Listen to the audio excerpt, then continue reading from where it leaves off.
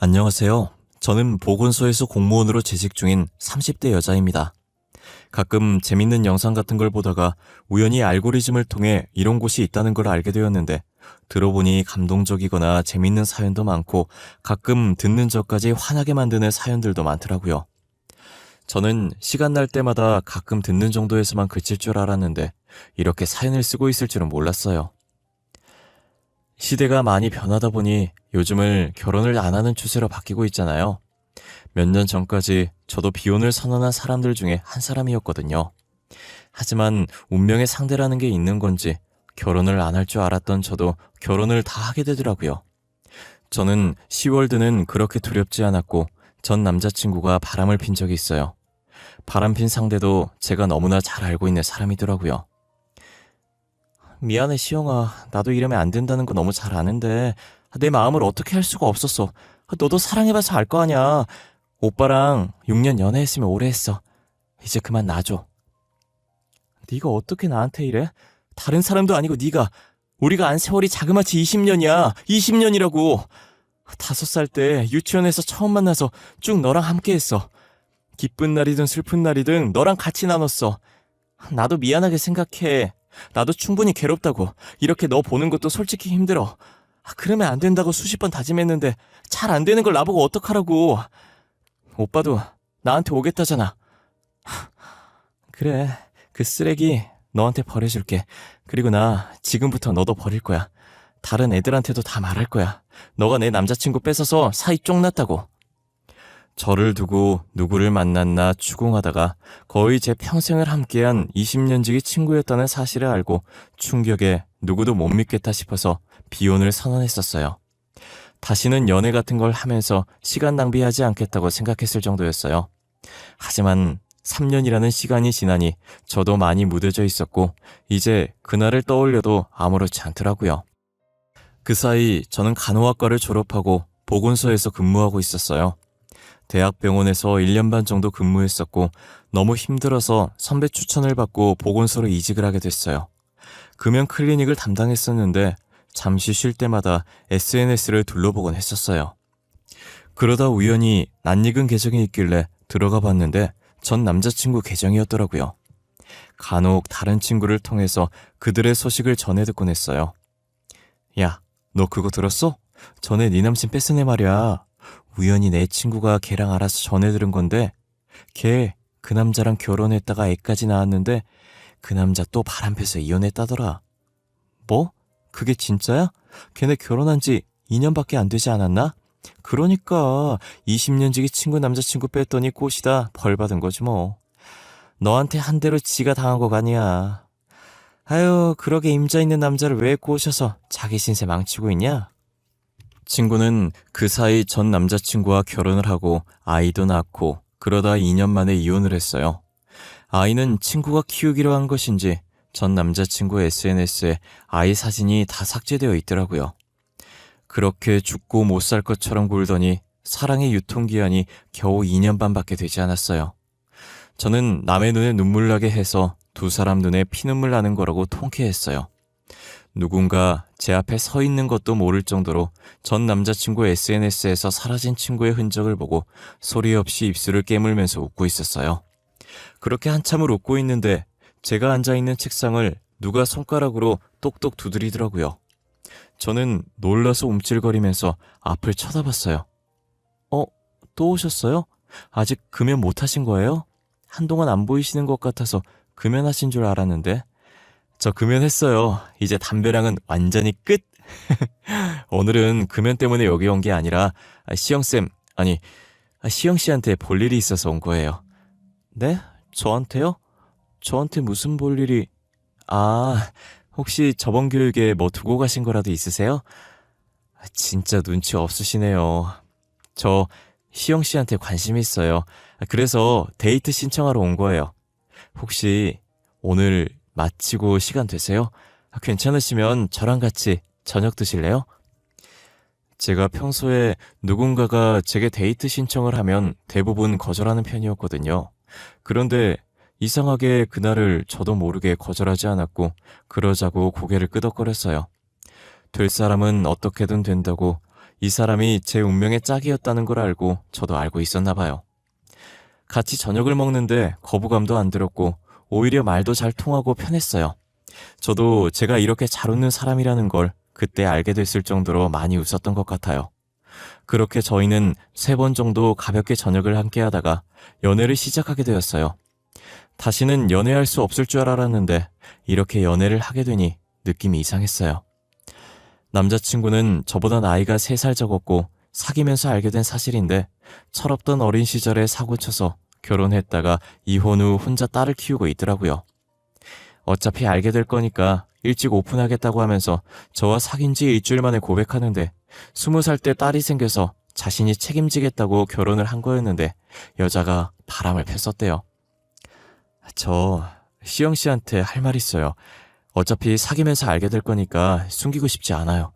사실 저한테 5살짜리 딸이 하나 있어요.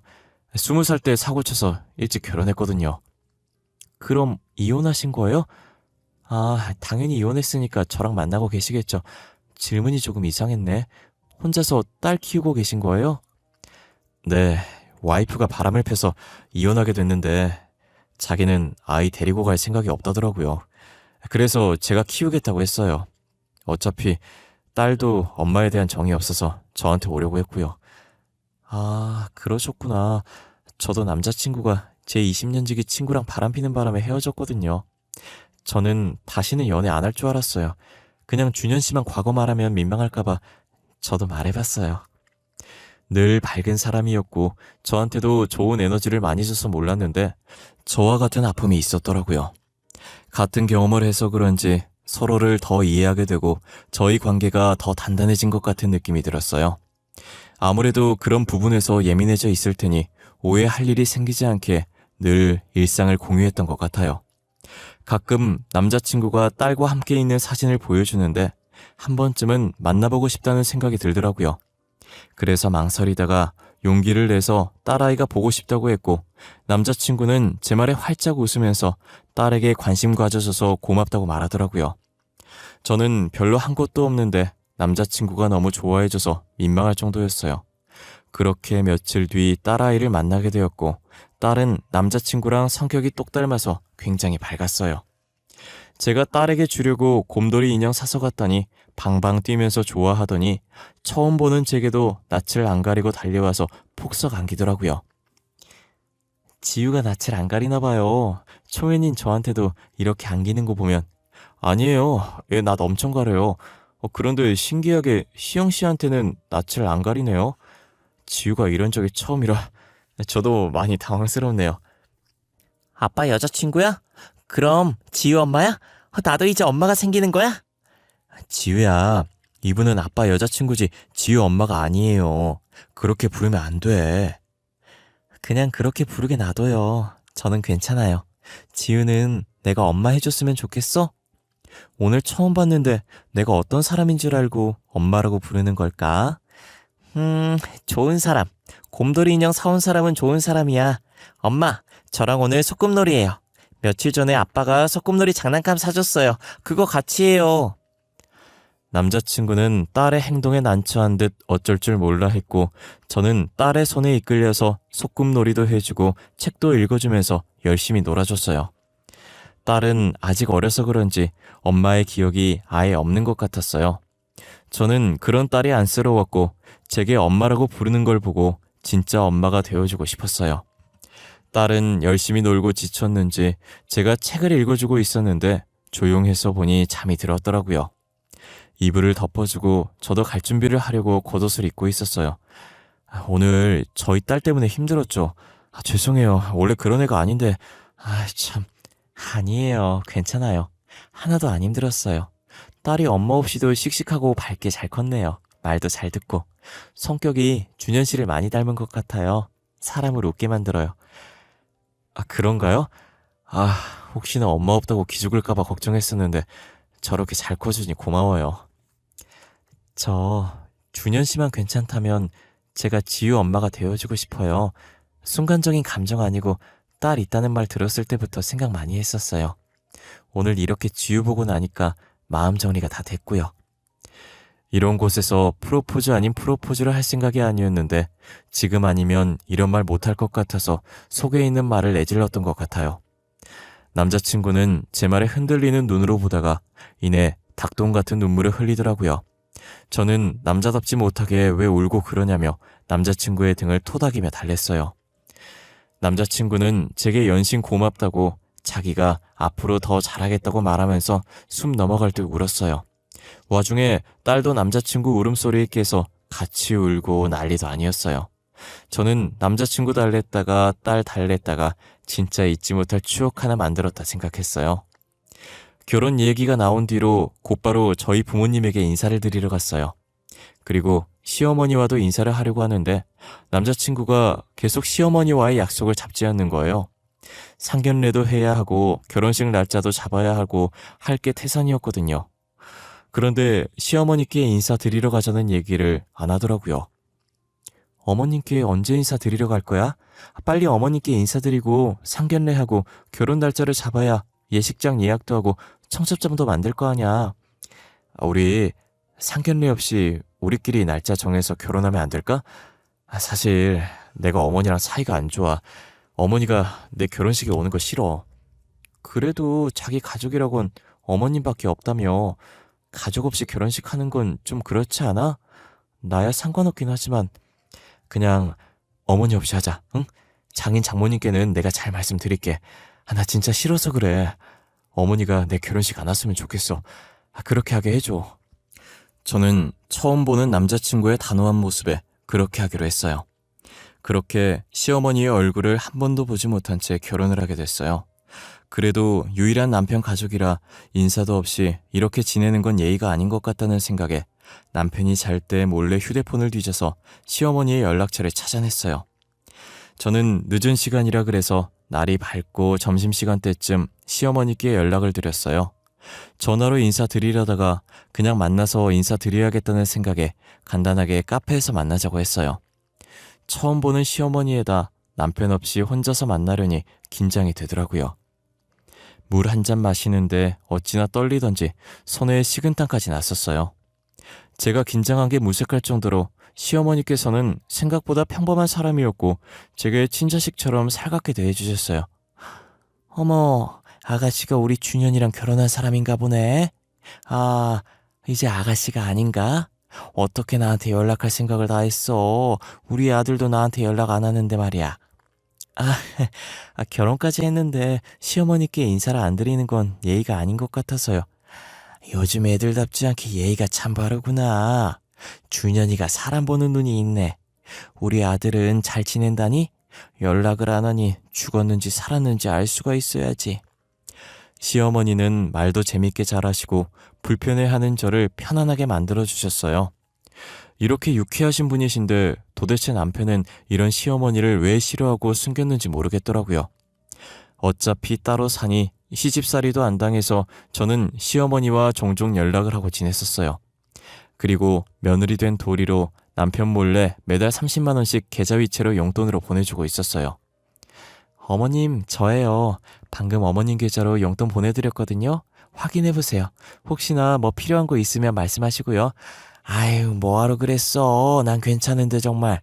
괜히 내가 미안해지잖아. 에이, 아니에요. 며느리가 시부모님 용돈 드리는 건 당연한 거죠. 그렇게 시어머니께 용돈을 드린 지 4개월 정도 되었을 때쯤 남편이 쿵쿵거리면서 방으로 들어오더라고요. 그러더니 제 이체 내역서를 손에 쥐고서 이게 뭐냐고 화를 내는 거예요.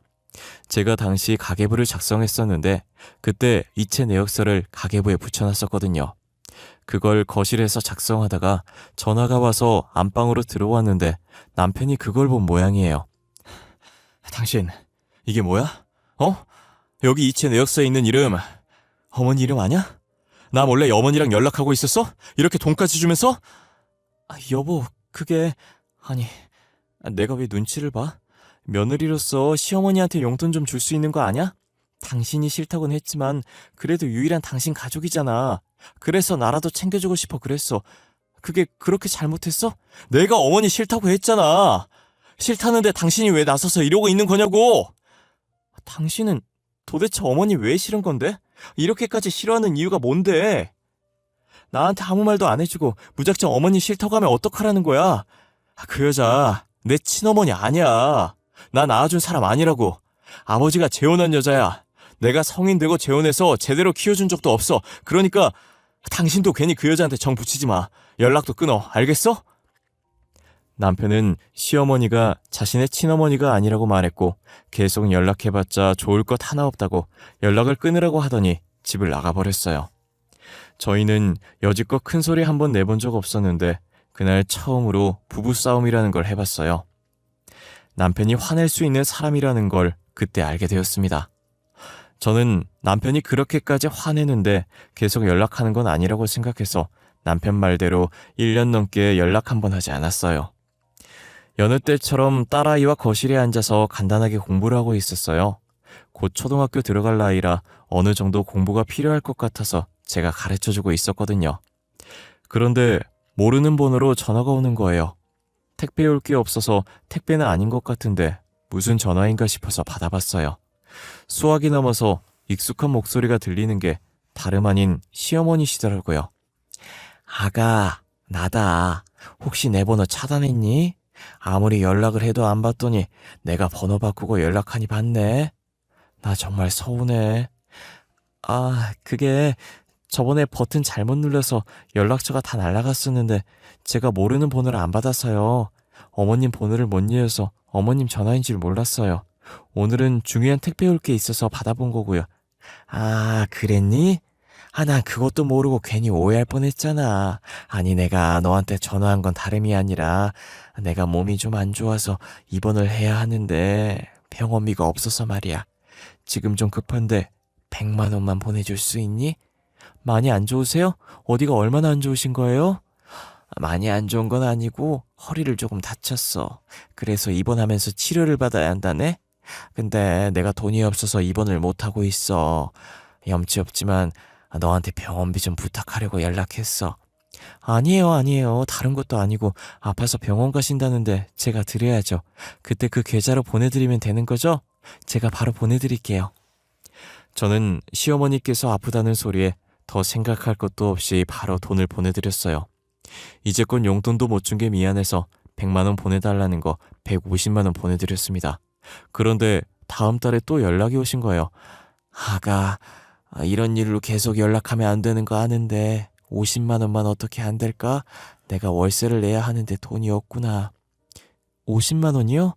어쩌죠? 이번 달에 저희가 지출이 많아서 조금 힘들 것 같은데 내가 진짜 급해서 그래. 집주인이 오늘 안 내면 당장 집을 빼라잖니. 내가 오죽 부탁할 곳이 없으면 너한테 부탁을 다 하겠니?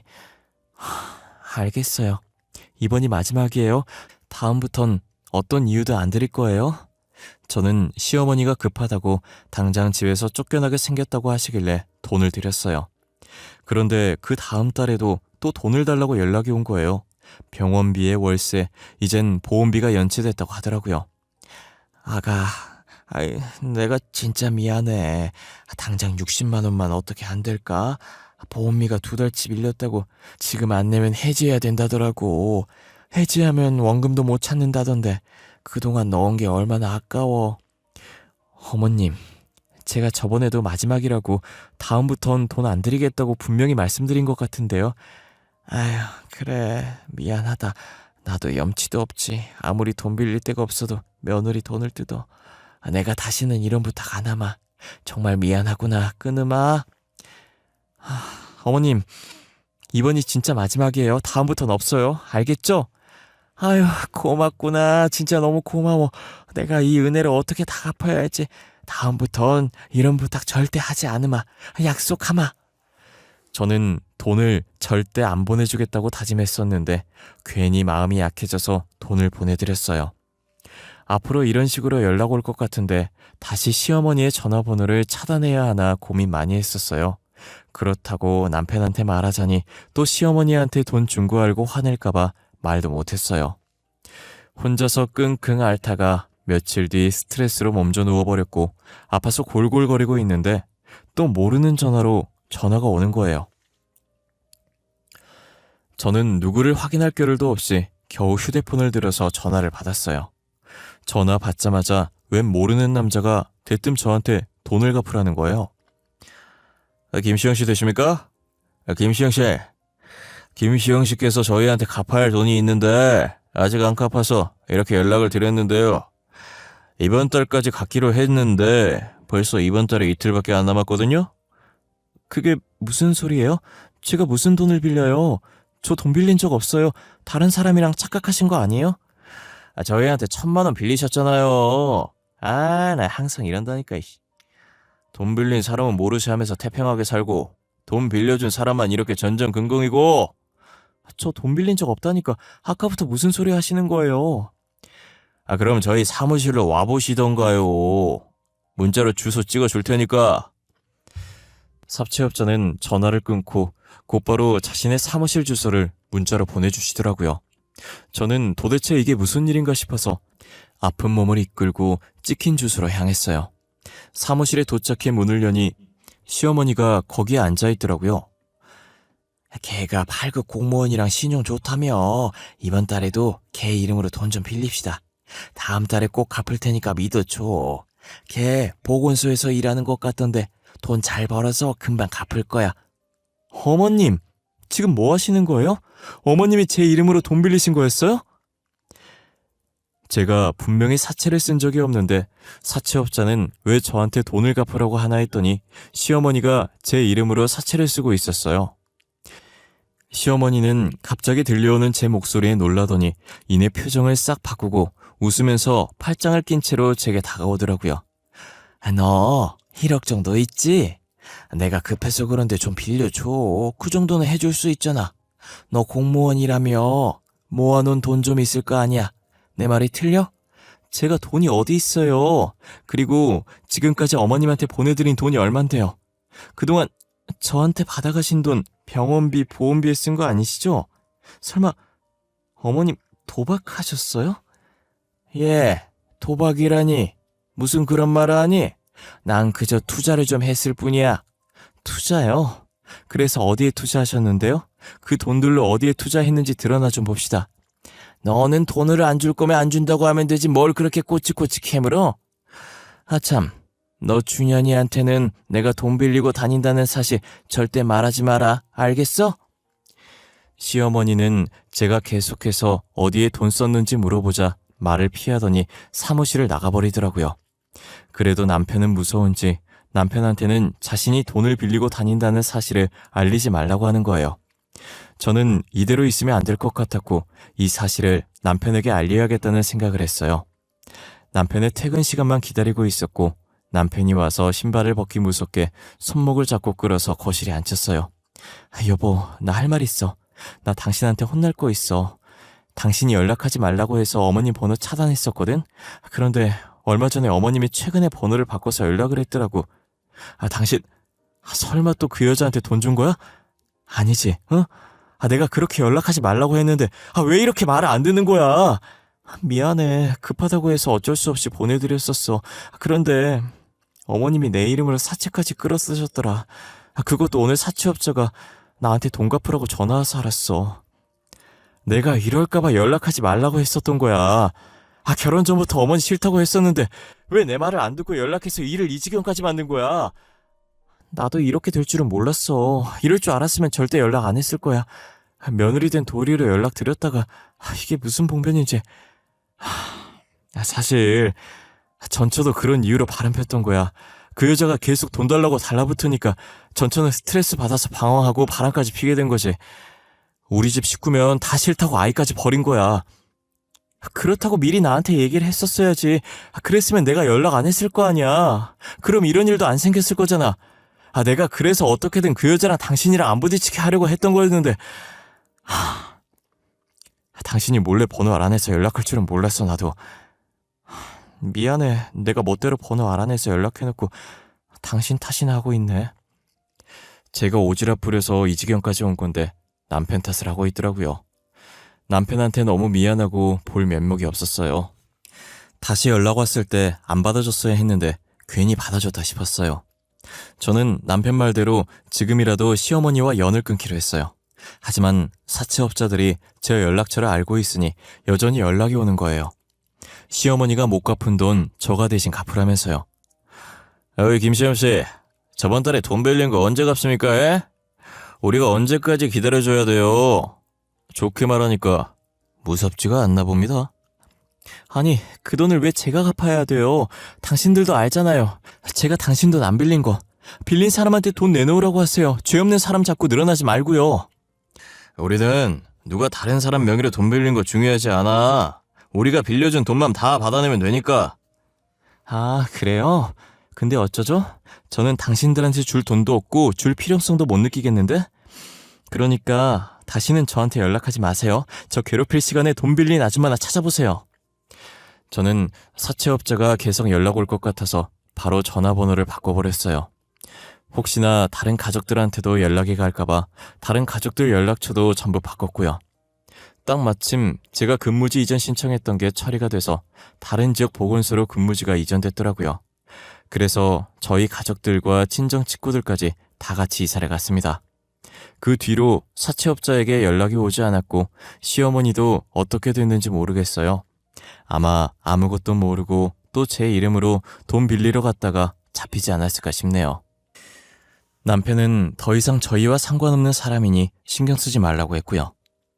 그래서 저도 남편 말대로 신경 끄기로 했어요. 어차피 딸아이 키우느라 바빠서 신경 쓸 시간이 없기도 했고요. 시어머니 신경 쓸 시간에 남편과 딸에게 더 신경 쓰기로 했어요. 이사한 뒤로는 저희 세 가족 예전처럼 화목하게 잘 지내고 있습니다. 원래도 잘 싸우지 않았지만 시어머니가 사라진 뒤로 더 싸울 일이 없었고요. 이젠 더 이상 오지랖 부리지 않고 저희 가족만 바라보면서 살려고 해요. 제 이야기는 여기까지입니다. 적당한 오지랖은 좋지만 하지 말라는 건 절대 하면 안 될 것 같아요. 여러분들도 누군가 하지 말라고 하면 다 그럴 만한 이유가 있는 것이니 절대 하지 않으셨으면 좋겠어요. 괜히 말 안 들었다가 저처럼 이렇게 당할 수도 있답니다.